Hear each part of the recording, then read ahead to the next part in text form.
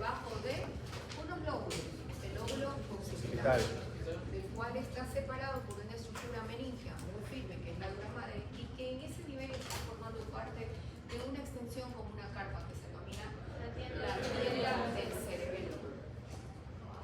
Y esta tienda del cerebelo que se encuentra entre estos lóbulos occipitales y el cerebelo, pues va a definir un espacio muy importante, que es el límite o las estructuras supratentoriales por encima de ese tentorio o tienda del cerebelo, se denomina tentorio o tienda, ¿verdad? Las estructuras supratentoriales y las estructuras infratentoriales. Las estructuras infratentoriales, que en este caso correspondería a cerebelo y estructuras del tronco encefálico. Pues bien, este cerebelo pues se encuentra unido, ¿verdad?, al tronco, de quien es vecino, muy próximo, a través de unos 3 brazos, llenas de unos números que son los pedúnculos cerebelosos. Y cada pedúnculo o cada estructura del puente, como es el mesencéfalo, el puente y la médula oblongada, van a estar dando estos brazos, ¿verdad?, aferrándose al cerebelo. Y así tenemos que la estructura mesencefálica va a estar unida al cerebelo a través del pedúnculo cerebeloso superior. La protuberancia va a estar unida al cerebelo a través de ¿quién? Medio. Y el bulbo o médula oblongada va a estar unido, ¿verdad?, a través del cerebelo por el pedúnculo cerebeloso inferior. Pues bien, bueno, estas son las medidas de 150 gramos, que es una medida, que dicen sus nombres, chicas. Torres y Oliveros, sí, Torres y Oliveros. Pesa 150 gramos y tiene una medida porque son 3 dimensiones que vamos a estudiar, pues una medida la más larga de 8 centímetros, 5 y 5 respectivamente. Bueno, y aquí a los pedúnculos, cuando nosotros estudiamos algunas estructuras que ya las vimos anteriormente, ¿verdad? Nosotros ya señalamos unas 2 estructuras, que son los pedúnculos cerebelosos superiores e inferiores. ¿Y qué anotamos nosotros cuando hablamos de esos pedúnculos cerebelosos superiores e inferiores? Que forman las paredes laterales del cuerpo. Las paredes laterales del cuerpo. No. Saúl. Lemo. Ya. Muy bien. Pedúnculo cerebeloso superior e inferior forman parte de los límites laterales de ese cuarto ventrículo. Bueno, y no sé si ustedes ya vieron esto en práctica. Tronco. No. Estamos en guía. Depende de quién es el guía. ¿En qué? En guías. Pero ya nos dio. Sí, ya nos dio otro. Ah, ya les han dado. Ya les dieron tronco. Sí. Sí. O sea, ya vieron esas estructuras. Sí. Bueno, lo que yo me referí, sin hacer tanto revuelo, es que estas estructuras están en piezas. O sea, estos 3, así están. Hay una estructura de tronco que se ve cara posterior, que es donde vemos estos tres pedúnculos. Hay una pieza ahí que se observa. Pues bien, entonces bueno, están allí estos 3 pedúnculos, como ya nosotros lo habíamos escrito, cómo estaban conectados cada una de esas estructuras del tronco encefálico con el cerebelo. Y ahí están entre paréntesis los antiguos nombres como se conocían, por si acaso ustedes revisen en textos más antiguos, ¿verdad? Y vean pues los diferentes nombres que tenían también, o se los denominaba a estos pedúnculos cerebelosos. Pues bien, también tenemos que conocer una cosa muy importante, es la función de este órgano, de esta estructura. Y una de las funciones, acá 5, bueno, y una de las funciones es muy importante, es el tono muscular. Y el tono muscular nosotros lo vamos a obtener, ¿verdad?, es a través de la flexión.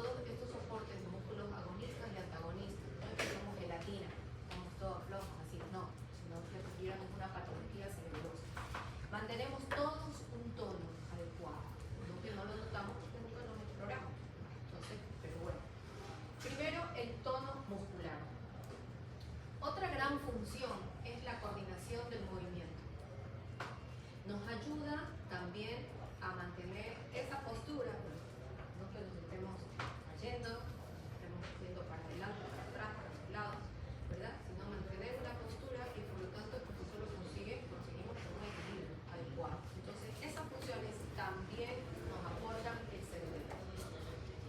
El cerebelo no nos da fuerza muscular, nos ayuda a coordinar los movimientos realmente que nos proporciona esa corteza motora primaria.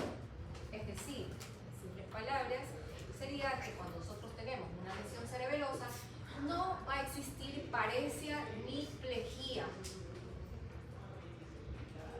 No. Cuando existe patología cerebelosa, va a existir alteraciones del tono, va a existir un tono bajo, una hipotonía. Si me voy de nuca, ¿qué pasa? Si me caigo, me golpeo aquí. Bueno, pero porque tropezar. No, pero o sea, un escalón y me golpeo aquí. Bueno, puede producirte muchas cosas. Si vamos a lo más grave, se puede producir allí un hematoma epidural a nivel medular, puede producirte daños a nivel de la médula, ¿verdad? Y por lo tanto producirte por cuadriplejía. Ahí te puedes morir ahí mismo, dependiendo del lugar o la organización de la médula. Pues bien, como les decía, va a haber descoordinación porque el cerebelo es el encargado de regular los movimientos bruscos que nos da corteza motora primaria. Él regula y los vuelve mucho más armónicos. Nosotros podemos realmente realizar los movimientos finos de manera adecuada para darle precisión a nuestro movimiento.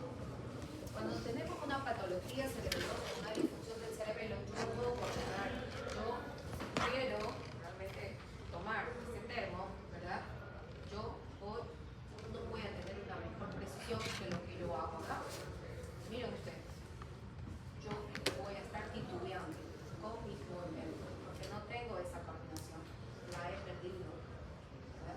Y bueno, y por lo tanto también pueden dar manifestaciones, caídas constantes, alteraciones en la postura. No voy a poder caminar así con un pie delante del otro como todos caminamos. No, bueno, no modelamos, pero si nosotros caminamos nos vamos a dar cuenta que la relación que tienen nuestros movimientos de los pies con los brazos, porque juega la parte de equilibrio también, nos ayuda a mantener el equilibrio, ¿verdad? Esos movimientos alternantes que tenemos con piernas, ¿verdad? Yo voy así, ¿verdad? Unos más, otros menos, pero los necesitamos. Vamos a observar que se lleva una coordinación muy buena y por lo tanto pues, nos permite movilizarnos. Otra función es esta, la función cognitiva y emocional. Y esta función pues se la ha estudiado casi desde el año 60, 70, siglo pasado, en donde se observaron que pacientes con infartos cerebelosos, hemorragias cerebelosas, tenían alteraciones en cuanto a la atención y por lo tanto fallaban también en las memorias, funciones cognitivas. Porque función cognitiva no solamente es memoria, función cognitiva es el lenguaje, es la atención, es la orientación visoespacial, lo que podemos nosotros, cómo nos podemos orientar en el espacio, etc. Entonces, hay una serie de funciones cognitivas. Entonces, una de las funciones cognitivas que hemos alterado en estos pacientes es, aparte de emociones, los pacientes se deprimían mucho y también perdían un poco la atención y también la memoria. No recordaban bien, pero por suerte esta disfunción es temporal, no tarda aproximadamente unos 6 meses y después el paciente con el individuo lo logra recuperar. Y bueno, ya vamos a ver por qué sucede esto. Pues bien, ponerles como ejemplo, ¿verdad? Porque realmente el cerebelo está en todos nuestros movimientos. Así. Levantamos esa laptop, mira la precisión como la levanta ella. Si estuviera ella cerebelosa, estuviera muy cizallante, estuviera muy desequilibrada, no pudiera atinar o enfocar de manera precisa.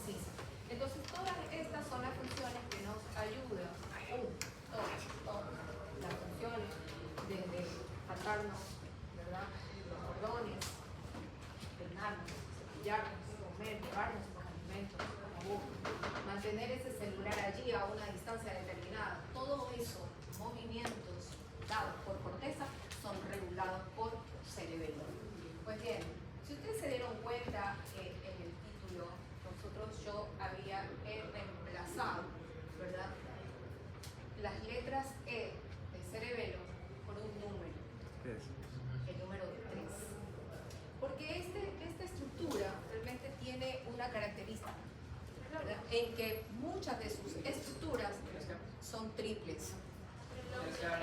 3 lóbulos, 3 caras, ¿verdad?, 3 fisuras importantes, 3 funciones, 3 capas celulares, 3 núcleos profundos. Entonces es el órgano del número 3, de la cual, pues, como mnemotecnia que ustedes me quedan, siempre tendrán que buscar 3, no busquen 4, ni 5, ni 2, ni se queden con 1, ¿verdad? Entonces, por allí ya vamos. Pues bien, entonces vamos a hablar un poquito de cada una de ellas. Y la clasificación del cerebelo se puede clasificar de manera anatómica, de manera funcional y también cómo se formó ese cerebelo. La clasificación filogenética. Un segundo.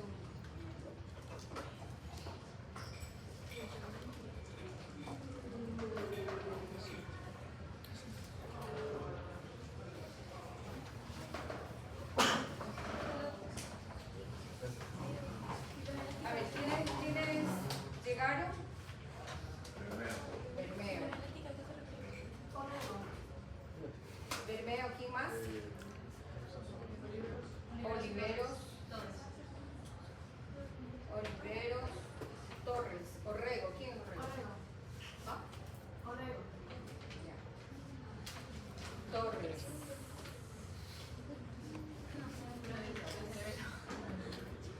Ok, repito. Silva Quincha y Burgos.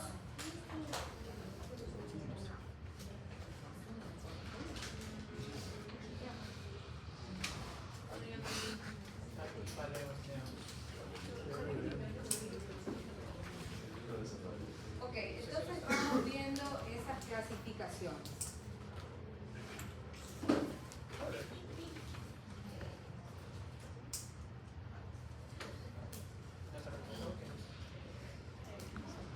Anatómicamente se puede clasificar este cerebelo de dos formas. Si hacemos un corte transversal, es decir, a todo lo ancho del cerebelo, lo vamos a dividir en lóbulos.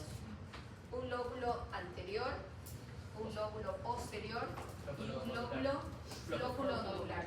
Si dividimos o cortamos ese cerebelo de manera de la parte más ancha, transversal. Si dividimos anatómicamente al cerebelo de manera longitudinal, ya no le hacemos transversal, sino en el diámetro más corto, en el ancho, ya no en el ancho, sino en la profundidad, vamos a dividir en 3 estructuras. Una estructura central, que es el vermis, y unas estructuras laterales, que son los hemisferios cerebelosos. A su vez, dentro de los hemisferios cerebelosos vamos a encontrar una estructura que se la categoriza como zona intermedia, que es una estructura que es lateral al vermis, que está dentro de los hemisferios cerebelosos, pero es paraverniana. Entonces se la denomina zona intermedia o zona paraverniana. Y llegó. Tú tienes que dar una lección, que vienes acá, por favor. Pero la zona intermedia no se divide en dos. No, zona intermedia, no se divide en dos. Es en una zona. Perfecto. Ahí está. Uno de ustedes. Tú. Bueno, ¿a quién le toca? Julio. A Julio. Vos. Preguntaría, ¿quién hay? Zona intermedia. A ver, entonces vamos. Chicos, si hacemos una división, porque ella tiene que dar acá la lección. Miren, si hacemos una división transversal, vamos a dividir a este cerebelo en 3 regiones, en 3 lóbulos. Un lóbulo anterior, un lóbulo posterior o medio, que se lo denomina medio, y un tercer lóbulo, el lóbulo nodular. Si hacemos divisiones así, transversales. Si dividimos a este cerebelo de manera longitudinal, estructura medial, herniana, y en una estructura lateral, que son los hemisferios cerebelosos. Pero dentro de estos hemisferios cerebelosos vamos a dividir dos regiones. Una región que está cercana, próxima al vértice, pero que no es vértice, es hemisferio, ¿ya? Que se denomina zona intermedia o paraverniana, y el hemisferio en sí. ¿Ok? Estamos. Esas son las dos clasificaciones anatómicas, transversales y longitudinales. Longitudinales, transversales, ancho y largo. Muy bien. Lección 4.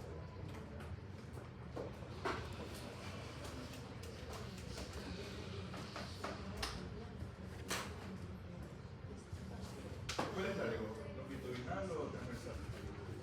Ancho es transversal. Largo no. Bueno, aunque tuvimos la muy bien. Las otras clasificaciones, funcional, divide al cerebelo en tres también. El espino cerebelo, el vestíbulo cerebelo y el cerebro cerebelo.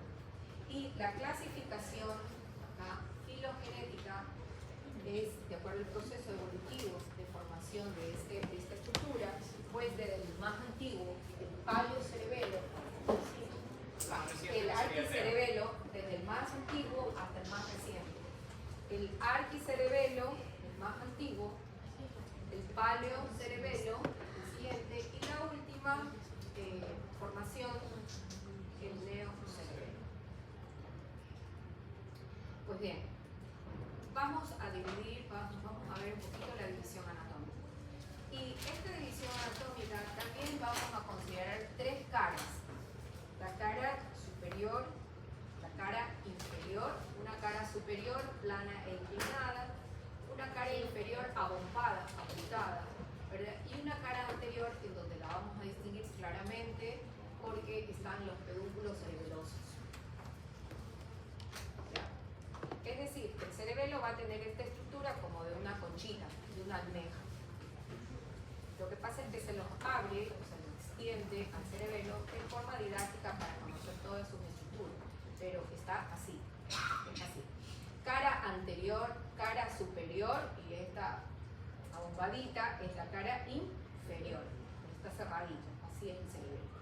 Pues bien, vamos a ver también los diferentes, los tres lóbulos, las tres fisuras y las tres caras.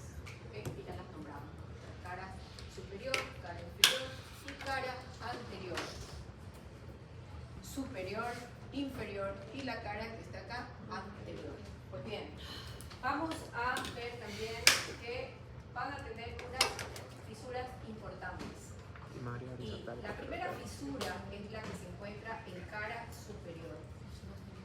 Y ya vamos a ver, determinar cuáles son las estructuras, esos lobulillos que dividen, digamos, que divide esta fisura primaria. ¿Entre qué lobulillos se encuentran para poderlas nosotros, digamos, identificar?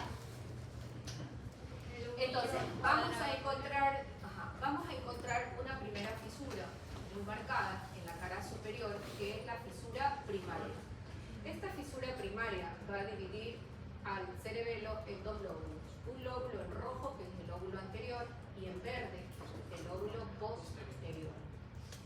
También vamos a encontrar otra fisura, ¿verdad? Acá, en la parte un poquito más abajo de la parte media, que es la fisura primaria. La fisura horizontal, esta fisura acá. La fisura horizontal, que divide al cerebelo en dos caras, una cara superior y una cara inferior. Y esta, la villa que está acá, es la cara anterior. Pues bien, y también vamos a encontrar una tercera fisura, la fisura posterolateral, que se encuentra entre el lóbulo posterior y ese otro lóbulo, que es el lóbulo que es celeste, el lóbulo flóculo nodular. Por allí va la fisura posterolateral. Repito, el lóbulo posterior o medio. ¿Ya? Van a decir, no, es que no sabía que se llamaba lóbulo posterior. Lóbulo posterior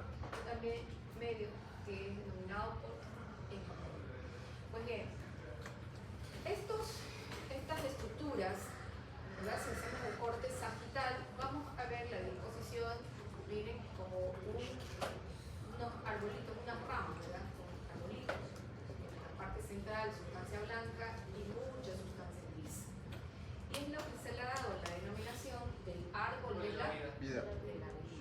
Pues bien, vamos a conocer esa serie de lobulillos que están formando estas estructuras, tanto el vermis como el cerebelo.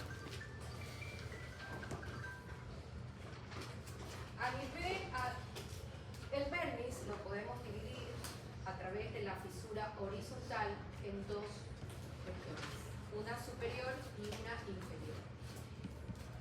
El número total de lobulillos a nivel vermianos es de 9. 5 lobulillos vamos a encontrarlos en el vermis superior y 4 en el vermis inferior. Estos lobulillos son los siguientes, y aquí los vamos a ver en mejor precisión. El primer lobulillo es aquel que se encuentra adherido al velo medular superior, también conocida, como dice allí en la figura, válvula de Liusa, la llamaba antes, ahora se la conoce como velo medular superior. Y el velo medular superior, ¿qué estructura está formando? El pecho. Excelente. El techo, el cuarto ventrículo. Muy bien. Entonces, adosado a ese velo medular superior hay una pequeña cantidad de cerebelo, ¿verdad?, que va a corresponder al primer lobulillo vermiano, que es la língula. El segundo va a corresponder al lobulillo o lóbulo central. El tercero al culmen. Esta es la posición anatómica. Así vamos a encontrar, así es la posición realmente verdadera del cerebelo. ¿Ya? Un poquito más inclinadito, pero así, en esta posición. ¿Por qué? Porque aquí viene este lobulillo que es muy importante, que es el culmen, cuyo nombre lo dice así, top, set, ¿verdad? Es el lobulillo más alto y así nosotros lo podemos distinguir cuando está en esa posición anatómica el cerebelo. Entonces, el tercer lobulillo es el culmen y posteriormente pues la cara superior que era inclinada de abajo hacia de arriba hacia abajo y muy plana. Entonces, el siguiente lobulillo es el declive y el quinto lobulillo del vermis superior va a ser el folium, porque de allí va a estar dividido del tubo del siguiente lobulillo por la fisura horizontal. Y aquí en estos lobulillos también podemos dividir nosotros los lóbulos. Y así tenemos que entre el tercero y el cuarto, es decir, entre culmen y declive, va a estar esa fisura primaria que divide el lóbulo anterior del lóbulo posterior. Entonces, ¿entre qué lobulillo se encuentra la fisura primaria? ¿Qué lobulillo se encuentra? Entre el culmen y el declive. Culmen y declive, entre 3 y 4. Entre 3 y 4. La fisura primaria. Entonces, la fisura primaria, el lóbulo anterior, va a estar formado por 1, 2 y 3. Muy bien. Entonces, vamos a continuar, nos quedamos en folium, tiene la fisura horizontal y tenemos los siguientes 4 lobulillos, ¿verdad? Bueno, los siguientes lobulillos van a ser el tuber, la pirámide, que tiene una forma de lágrima, una forma de gota, la pirámide cerebelosa, porque ya nosotros vimos una pirámide, ¿verdad? La pirámide Vulvar. va a continuar el número 8, que se ustedes allí, la úvula.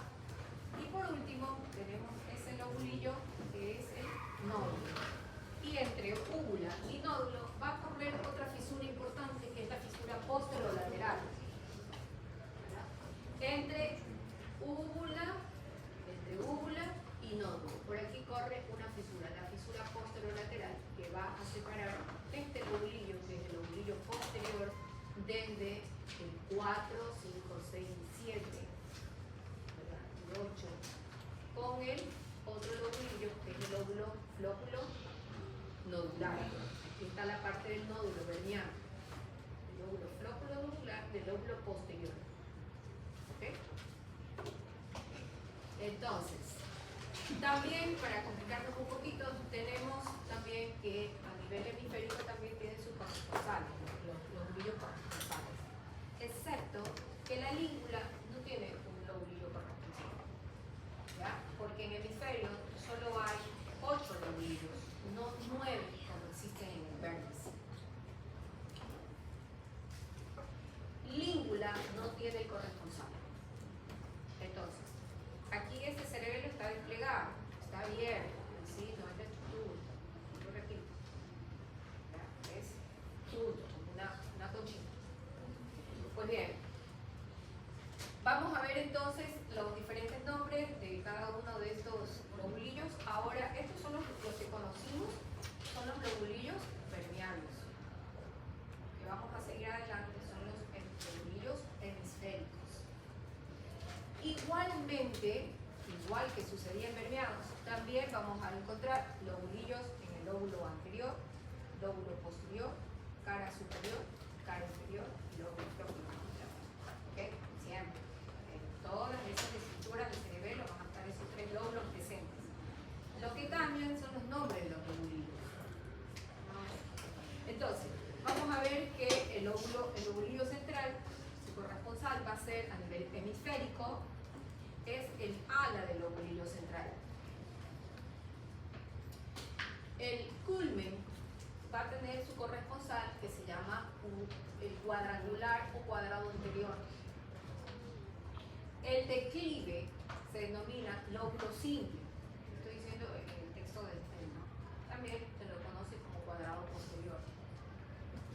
El folium va a tener un lobulillo a nivel del cerebelo que tiene una forma de semiluna y por estar en cara superior se denomina lobulillo semilunar superior. El tuber también va a corresponder otro lobulillo que también tiene una estructura muy parecida al superior, pero que está en cara inferior y por eso se denomina lobulillo semilunar inferior. La pirámide corresponde a un lobulillo que se denomina bigástrico o biventral, porque a veces se le ve la formación de 2 lobulillos unidos. La úvula corresponde con la amígdala, y la amígdala es una estructura muy importante que quizás, no sé si, creo que lo mencionamos cuando hablamos de malformaciones de desarrollo. Los descensos de amígdalas cerebelosas que están condicionadas con algunas malformaciones. Y una de esas es la formación de Arnold-Chiari, el descenso de las amígdalas cerebelosas. Todos tenemos un límite alto de las amígdalas cerebelosas, que es la localización normal. Pero si esas amígdalas cerebelosas, esas estructuras hemisféricas descienden, pueden pasar incluso el agujero occipital, ¿verdad? O el agujero magno, y también obstruir el paso de lo que es a nivel de médula oblongada. Entonces puede provocar algunas, digamos, clínica importante. Puede llegar a ser hasta peligroso cuando la herniación de las amígdalas cerebelosas pues están muy presentes. Y bueno, y el último lobulillo a nivel del hemisferio cerebeloso es el flóculo, que junto con el nódulo forma el tercer lóbulo. Flóculo nodular. Es un lobulillo muy pequeñito que se extiende acá en forma como de unos piecitos, así como una idea, como una flor, ¿verdad? Que está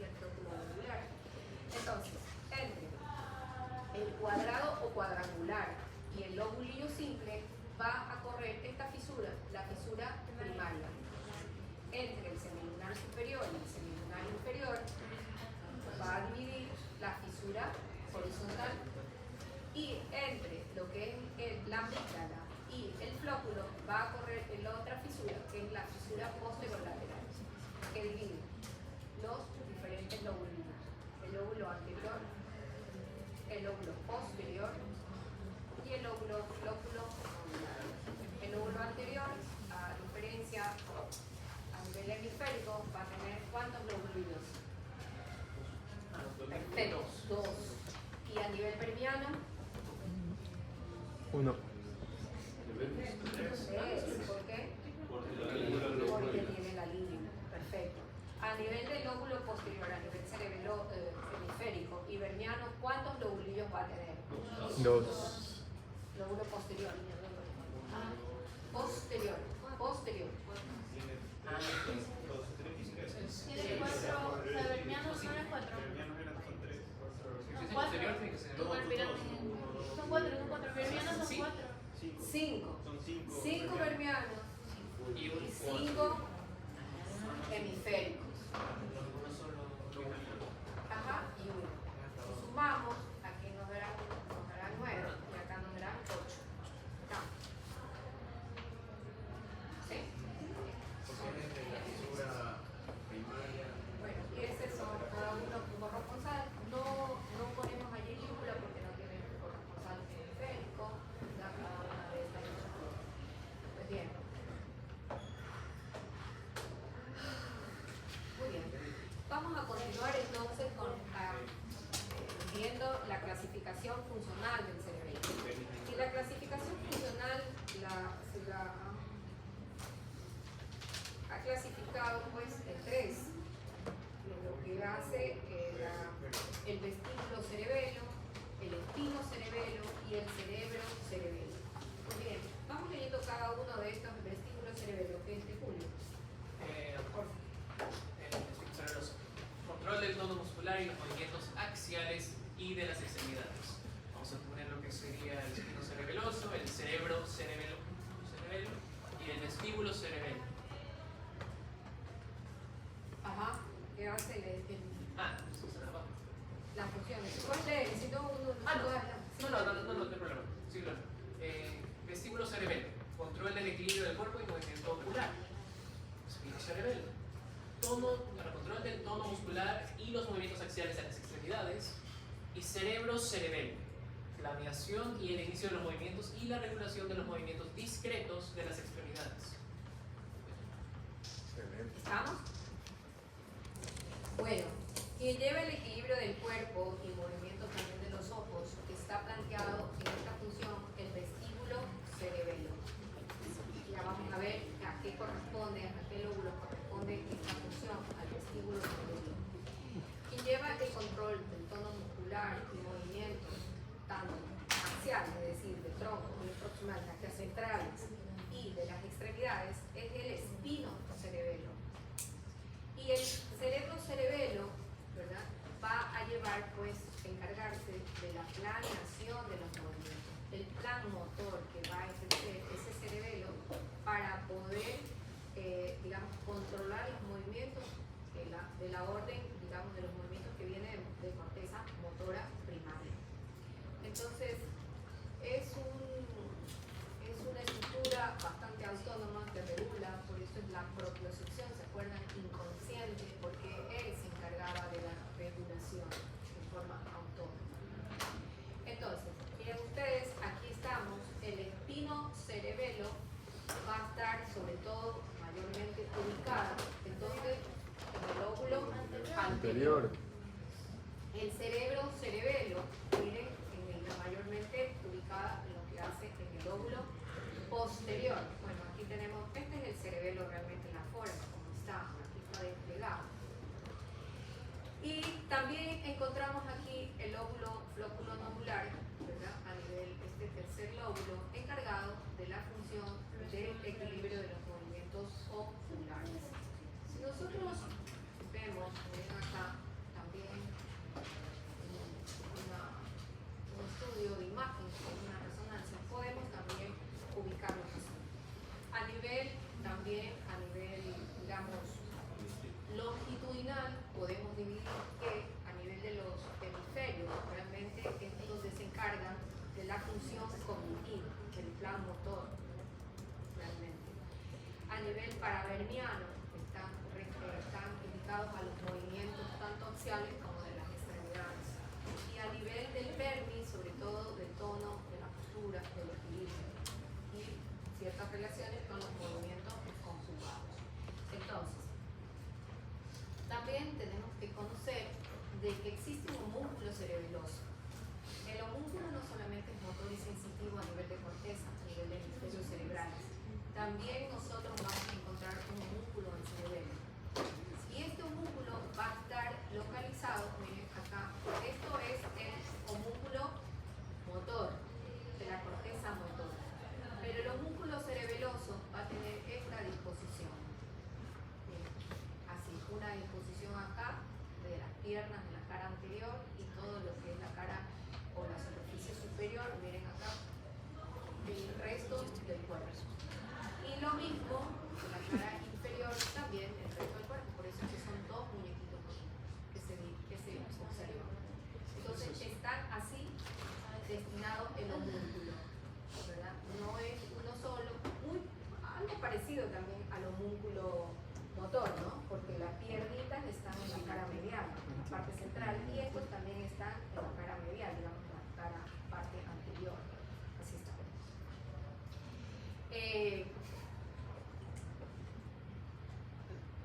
Muy bien. Vamos a ver un poco también, hay que hablar un poco de corteza cerebelosa. Y bueno, aquí podríamos seguir un poquito con la regla de los tres, porque tiene esta corteza cerebelosa tres capas también. Molecular. Una capa externa que es molecular, una capa media, la capa de células de Purkinje, y una capa interna que es la capa granular. Si nos ubicamos acá, tenemos la capa granular, la capa de células de Purkinje, miren aquí, esta capita de acá. Ajá, que envía axones acá a esta capa siguiente, que es la capa molecular, llena sobre todo más que de células, más que de neuronas, es de fibras. Entonces, vamos a ver cada una de estas capas.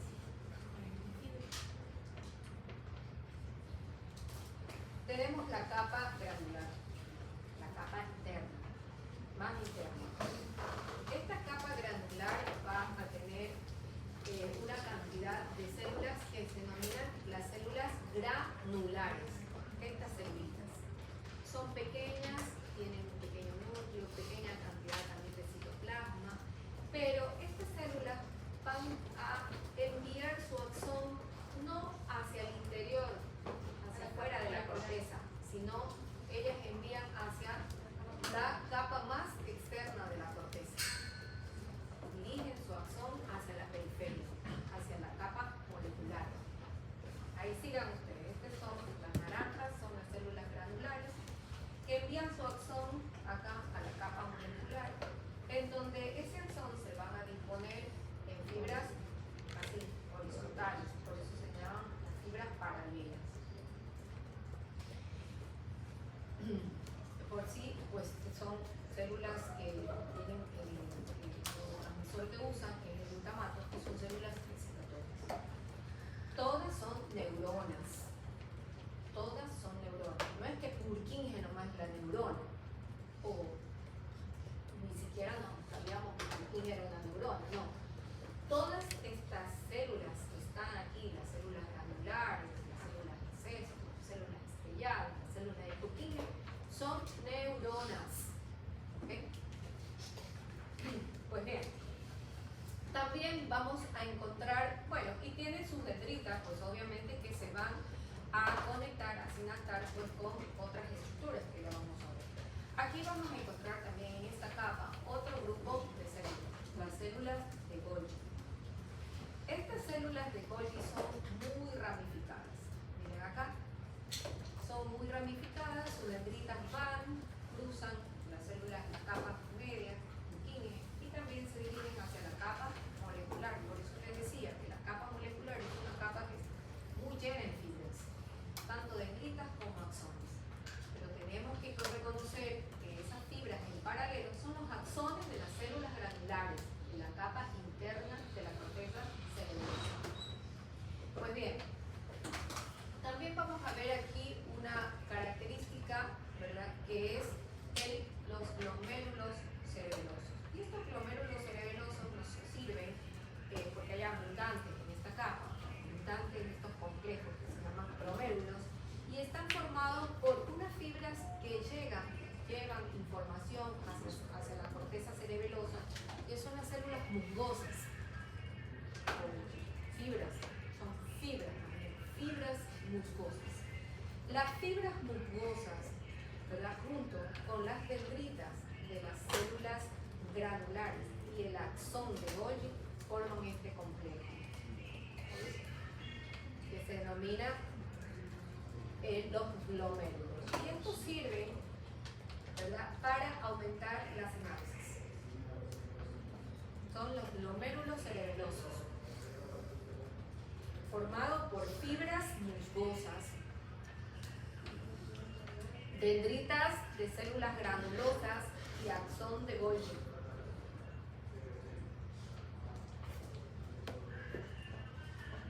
Muy bien. Acá, un axón, las dendritas y la fibra musgosa. Estas fibras aferentes, obviamente que llevan información al cerebro, miren ustedes cómo se posicionan las otras neuronas que ya están en corteza para agarrar información que proporcionan las fibras aferentes, en este caso las musgosas. ¿Ok? Entonces aumenta la sinapsis, facilita mucho la sinapsis, la entrega de información. Muy bien, nos vamos entonces para la siguiente capa, que es la capa de células de Purkinje. Chicos, me avisan cuando sean las 2:45, porque si no, no alcanzamos, no alcanzamos. Son dos lecciones, el examen y la lección, y las notas totales. No. Excepto las estudiantes que eran todo de las cosas. No, ya no tengo plazo. Bueno, muy bien.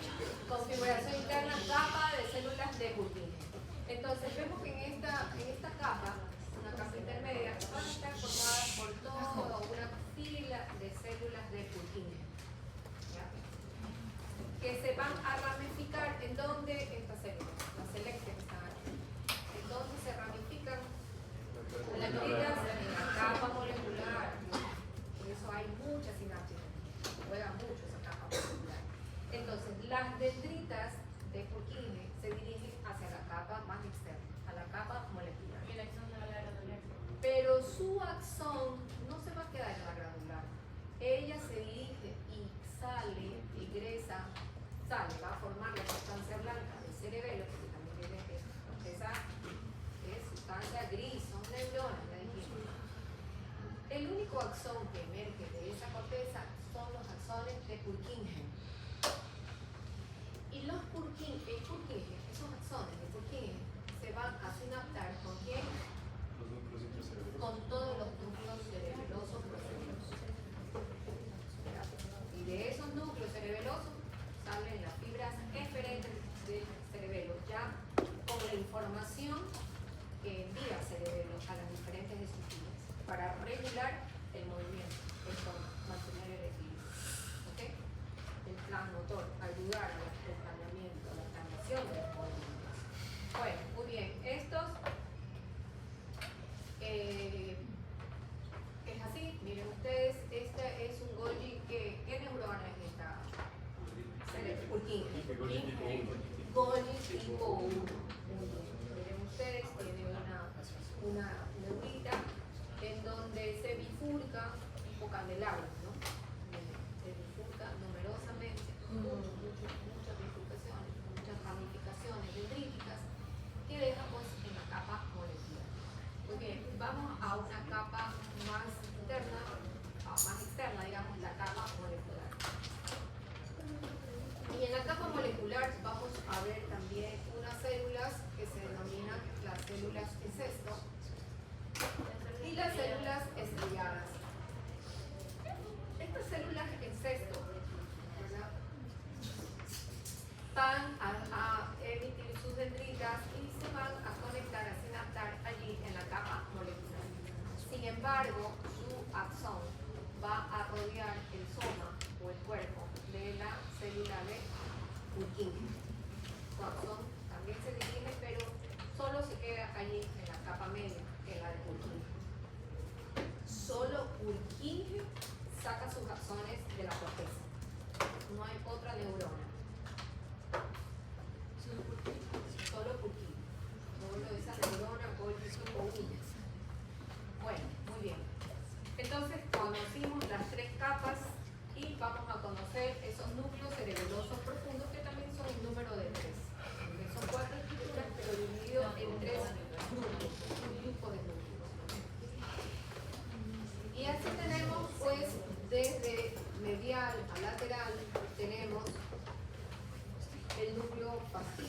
fastigial, ¿verdad? Que va a recibir aferencias de qué estructura, de las estructuras del dermis, es decir, las estructuras mediales y del lóbulo nodular. Todo lo que va a ingresar, ellos reciben aferencias y también van a enviar algunas aferencias que ya vamos a ver en cuanto a las vías. Tenemos un segundo grupo de núcleos que se denomina el núcleo interpuesto, interpósito, que está formado a su vez por dos núcleos redondeados que se denominan el núcleo globoso y un núcleo en forma ovoide que se denomina el núcleo hemoliforme. Estos núcleos van a recibir las aferencias y reciben información de la zona paraverniana, la zona intermedia de los hemisferios cerebelosos. Y por último, tenemos este núcleo, que es el núcleo dentado, el núcleo más grande y está lateral a nivel del hemisferio cerebeloso, que es el núcleo dentado. Y que esto se nos parece a qué estructura. El complejo olivar. Ajá, a la oliva inferior. ¿Y dónde está ubicada la oliva inferior?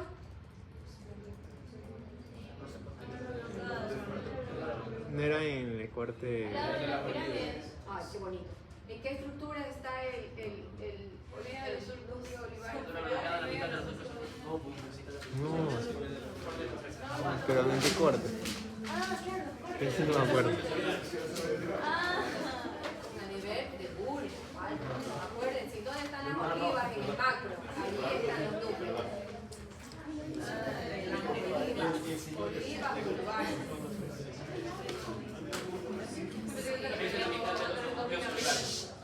Bueno, recibe información este núcleo, ¿verdad? Nos van a unir, esto no es olivar, similar, para probar su capacidad de estimulación. Bueno, recibe aferencias de la zona, todo lo que es la zona lateral del hemisferio cerebeloso. Están dispuestos de una manera organizada. Aquí no es que el núcleo fastigial recibe información del hemisferio. No. Están localizadas para recibir información de ese que llega en esa zona, en ese sector. Como también van a dirigir, pues, así también, todas las neuronas de Purkinje van a dirigirse, las que están localizadas en vermis y flóculos, justo a esos núcleos. También las Purkinje que están localizadas en la zona intermedia, ¿a dónde van? Al interpósito. Y Purkinje que están localizadas en la parte más lateralizada del hemisferio, ¿a dónde van? ¿A qué núcleo? Al dentado. Así es la distribución. ¿Okay? Si nosotros desplegamos, pues bueno, es lo mismo. Y aquí está ubicado el homúnculo, por eso, a nivel de vermis, axial, altura, y la parte más lateralizada de las extremidades está en la zona intermedia del hemisferio, porque la forma más lateral, la zona lateral, pues el hemisferio cerebeloso, está sobre todo en la parte cognitiva o el planeamiento. Pues bien, vamos a ver cómo están compuestas cada una de estas, como ya vimos, la corteza, la sustancia gris, cómo estaban formadas, son 3 capas de células, ¿verdad?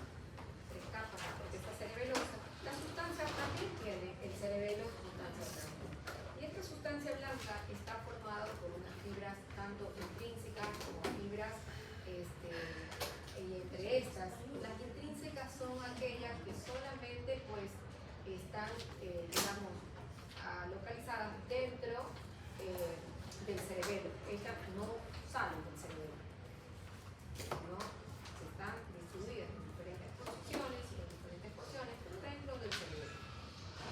Tenemos un grupo que forma parte de esa sustancia blanca, que son las fibras que ingresan al cerebelo. Son las fibras aferentes. Muy bien. Y estas fibras aferentes mayormente ingresan por un pedúnculo, el pedúnculo cerebeloso inferiores y también por los pedúnculos cerebelosos medios.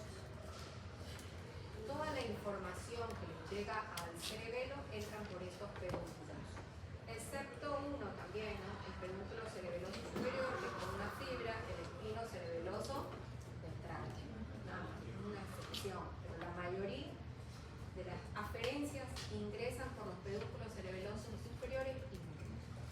Muy bien, y las fibras eferentes, ¿verdad?, que van a formar parte de la salida de la fibra de información que sale del cerebelo, van a llegar pues a los diferentes núcleos, porque ya hablamos que los axones de Purkinje van a sinaptar con los núcleos profundos, en las diferentes porciones están localizados esos núcleos, ¿verdad? Y van a salir del cerebelo casi exclusivamente ¿de dónde? De los pedúnculos cerebelosos superiores. La mayoría de las eferencias, es decir, de la respuesta del cerebelo después que él recibe la señal, integra la señal, él devuelve esa señal, pero ya modulada, ya va a ser regulada. ¿A través de dónde? De los pedúnculos cerebelosos superiores, que son vías de paso. Esos pedúnculos cerebelosos son las vías de paso. Pues bien, vamos a ver un poquito las vías. Muy bien. Esta es una tabla de Snell, que es el capítulo 6, cerebelo en el capítulo 6, la tabla 1, en donde vemos las diferentes vías aferentes. Y es que la información que le llega al cerebelo llega de corteza, llega de médula espinal y tiene otras vías más pequeñas que llegan desde los núcleos vestibulares y también de otras pequeñas estructuras. Vamos a ver las dos más grandes estructuras o información que le llega al cerebelo. Y acá tenemos pues estas tres vías, desde corteza a cerebelo. La córtico-ponto-cerebelosa. Esta vía, ¿verdad?, va a salir información motora, sobre todo específicamente desde la corteza cerebral, y son vías que salen desde donde información de todos estos lóbulos, frontal, parietal, temporal y occipital. ¿Hacia dónde van a llegar? A través de los núcleos pontinos, por eso se llama córtico-ponto-cerebeloso. Y los núcleos pontinos emitían unos axones que son, ¿qué cosa van a formar? Las fibras transversales pontinas. ¿Ya? Ese grupo de fibras van a corresponder, van a ingresar al cerebelo y se va a denominar característicamente las fibras mucosas, que son las que van a formar parte de ese glomérulo cerebeloso. Las fibras mucosas. Bueno, muy bien, vamos a ver otro grupo de fibras que son las fibras que salen de corteza y se denomina esta vía cerebro-olivo-cerebelosa. Estas fibras cerebro-olivo-cerebelosas van también a recibir información de los lóbulos frontales, parietales, temporales, occipitales y llegan a donde, a esos núcleos olivares, ¿ya? A los núcleos, específicamente al gran núcleo, que es el núcleo olivar inferior, porque tiene dos accesorios, uno medial y otro dorsal. Muy bien, pero la información de esos núcleos van a salir unos axones, pero se van a denominar las fibras trepadoras, ¿verdad? Y estas son las fibras trepadoras. Aquí vemos, miren. Estas son las fibras que se denominan de la vía cerebro-olivo-cerebelosa. Las fibras que están aquí en verde. Y se llaman trepadoras por, miren, alguien hace aquí telas. Telas. ¿Nadie practica telas aquí? No. ¿Saben lo que es telas? No. Sí. ¿Ah? ¿Hombres también practican telas? No, pregunto, digo. ¿También? ¿Quién practica telas? ¿Quién practica telas? Elías. No, nadie. Pero sí sabemos, pero sí saben. Nadie practica. No creo que Peligroso. Bueno, ya. Así más o menos las fibras tienen ese nombre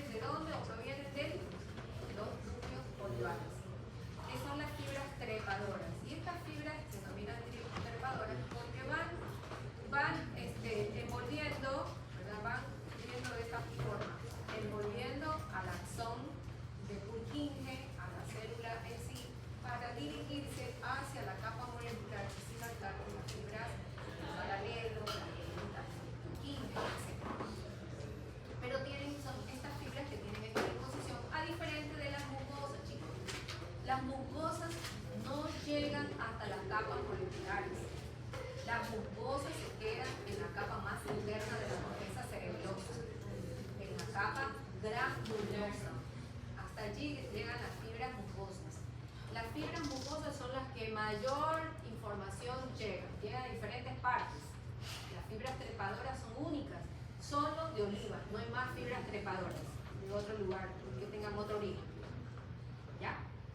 Así que bueno, entonces, siguiendo con esto. Tenemos otra vía que es la cerebro-retículo-cerebelosa. Esta vía, retículo, también todos tienen, transmiten control, todas desde la corteza cerebral. Estas tienen origen en áreas sensitivo-motoras, pero que reciben información sensitivo-motora, pero el destino es llegar hacia, a través de la formación reticular, y llegar con fibra mucosa, ¿hacia dónde? Hacia cerebelo. Pues bien, también tenemos el otro grupo, muy bien estudiado por nosotros, fueron las vías espino-cerebelosas. Bueno, aquí tenemos las fibras, miren, las fibras aferentes corticales, tenemos las fibras córtico-continuas, cruzan la línea media para entrar en el núcleo cerebroso medio y dar origen a fibras mucosas. Bueno, y tenemos las otras clasificaciones, la cerebro-cerebelosa y la cerebro-retículo-cerebelosa. Bueno, vamos con un ejemplo de las fibras, otras vías, las fibras espino-cerebelosas. Estas vías espino-cerebelosas, ¿qué información llevan al cerebelo? Propiocepción inconsciente, ¿verdad? Porque ellos y ellas iban a regular ¿qué cosa? El movimiento, ¿verdad? El movimiento de nuestros La coordinación. músculos y el movimiento de nuestras articulaciones, pero de manera inconsciente. El espino cerebeloso es de manera inconsciente, no consciente. ¿Cómo quién? ¿Quién lleva Goliburdach. el sentido, la percepción consciente? Goliburdach. Goliburdach. ¿Consciente o consciente? Cordón posterior, pero no solamente eso, lleva también ¿qué cosa?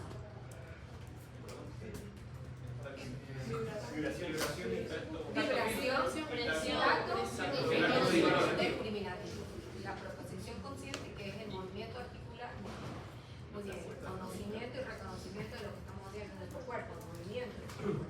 Bueno, los espinos cerebelosos pues no, llevan la propiocepción inconsciente, allí no hay conciencia, nosotros no podemos regular voluntariamente eso, sino conscientemente a través del cordón posterior, y el espino cerebeloso empieza a trabajar, ¿verdad? Como nosotros queremos, ¿verdad? Llevar mi mano a mí y poner 4 dedos aquí, pues también está el espino cerebeloso trabajando ahí. Todas nuestras vías trabajan en todo momento, ellas no descansan. No es que si tú ahora, yo ya trabajé, era un desastre con todos nuestros movimientos. Pues bien, entonces, tenemos aquí en cuanto a las vías espinocerebelosas, vemos acá a este gráfico, tenemos las espinocerebelosas anteriores, que es una vía que se usaba 2 veces, ¿se acuerdan? ¿Verdad? Y la espinocerebelosa posterior, que es la vía dorsal, que es la vía más directa, esta atravesaba la anterior a nivel del pedúnculo cerebeloso superior, se le usaba la primera deposición en médula, la segunda deposición en pedúnculo cerebeloso superior, y llega al mismo lugar de donde ella había ingresado su fibra. El espino cerebeloso posterior o dorsal, ¿verdad? Era un fascículo directo, en donde no se desusaba, viajaba directamente, llegaba a cerebelo a través del pedúnculo cerebeloso inferior, llevando la misma información. Bueno, también existe un cúneo cerebeloso, que también todas ellas transmiten información de los músculos y las articulaciones, ¿verdad? Todas son fibras musgosas, miren que todas hemos hablado de fibras musgosas, y la única fibra trepadora es la de la fibra de segunda de flexión, con la sangre. Pónganse.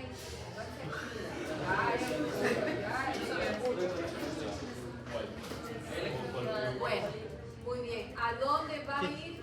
A través a estas fibras se forman al lado, hay unas, digamos, a nivel del núcleo uniforme, pero no llevan a cordón posterior, sino que se dirigen a través del pedúnculo cerebroso inferior hacia información hacia cerebelo.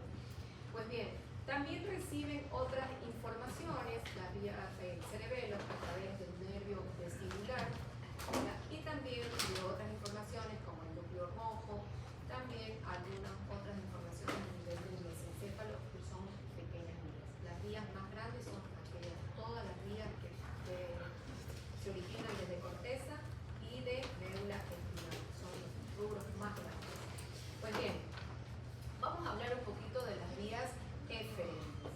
Las vías eferentes son aquellas vías que salen, sus axones salen ¿de dónde? De los núcleos, de esos núcleos cerebelosos profundos.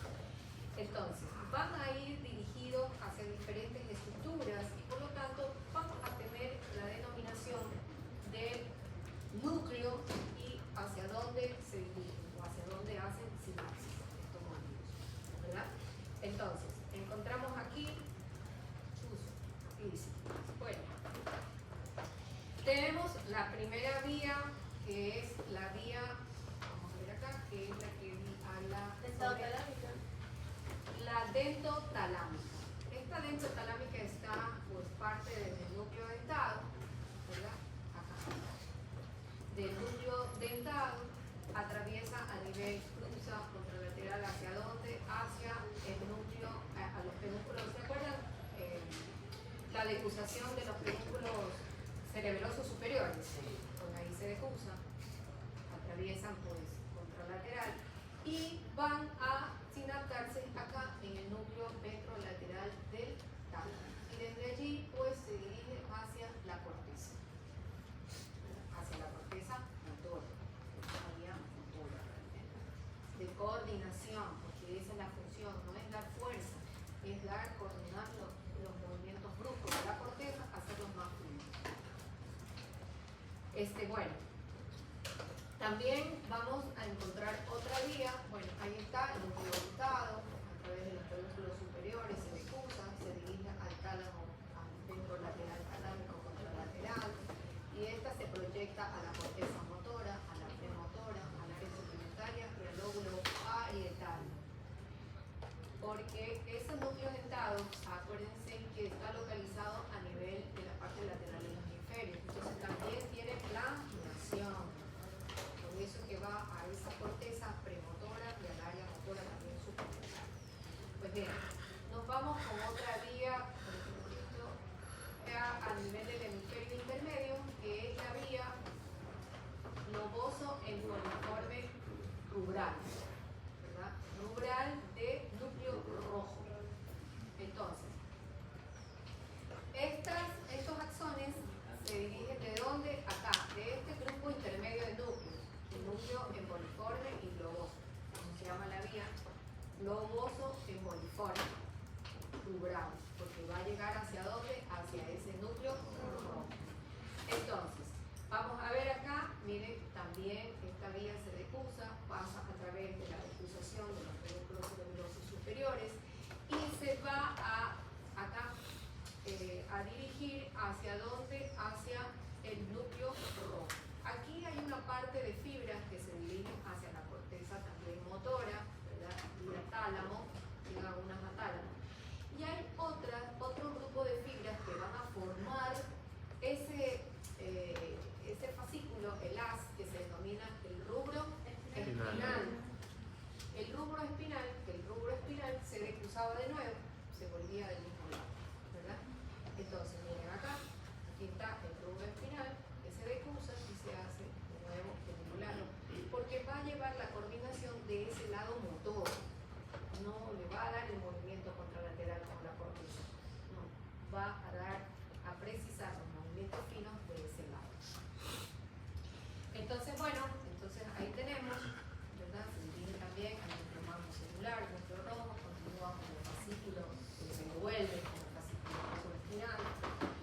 Y vamos a ver el próximo núcleo, que es el núcleo fastigio. ¿Cómo se llama el otro? Fastigio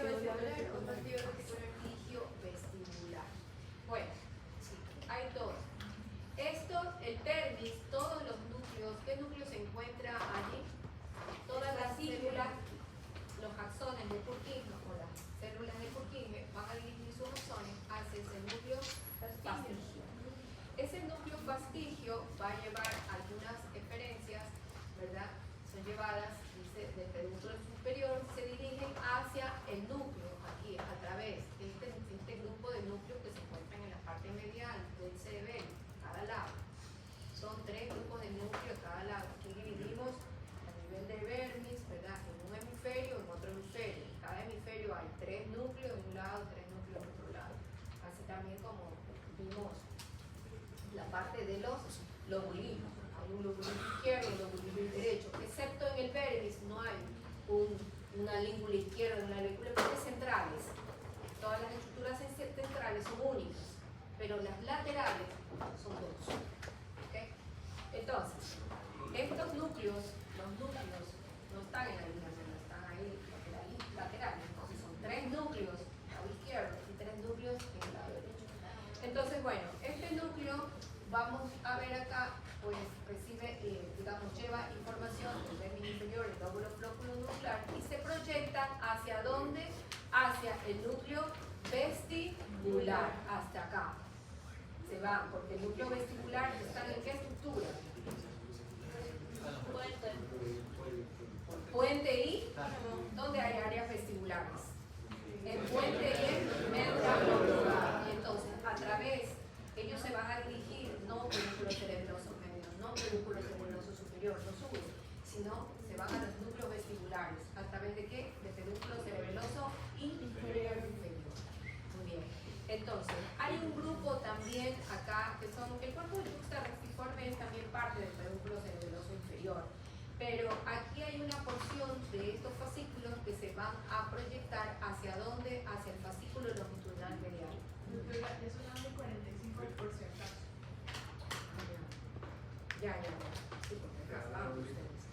Bueno, ya terminamos con esto.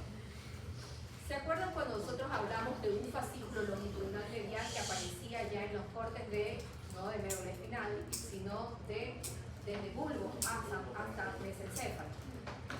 Sí. ¿Y que conectaba qué cosa? El octavo con el tercero, cuarto y sexto, formando el fascículo longitudinal medial. Ese fascículo se conecta con todos estos núcleos porque ellos coordinaban el movimiento ocular con la cabecita, en relación con la cabeza. Nosotros podemos mover la cabeza, pero mantener, fíjate, no es que nosotros bajamos y los 11 nos bajan, no, porque podemos bajar la cabeza y mirar arriba. Eso